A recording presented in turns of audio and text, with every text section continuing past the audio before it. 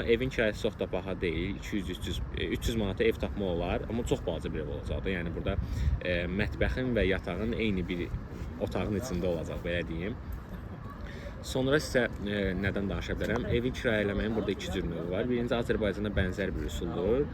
Depozit ödəyirsiniz, evin hər ay kirayəsini ödəyirsiniz və çıxanda depoziti götürüb çıxıb gedirsiniz.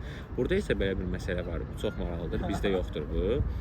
Burada ancaq evin depozitini ödəyirsiniz. Bu təxminən evin 50-60% qiymətinə başa gəlir. Bəlkə 80%-dən çıxa bilər.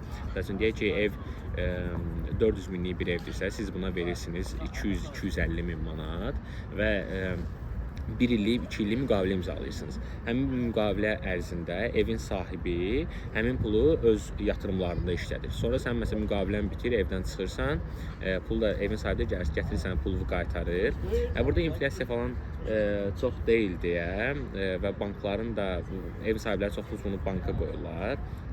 Bankdan öz faizini götürürlər, xeyrini götürürlər və yaxud da şimdi kiminə yatırım edirsə o yatırımını edir. Yaxşı bir üsuldur əslində.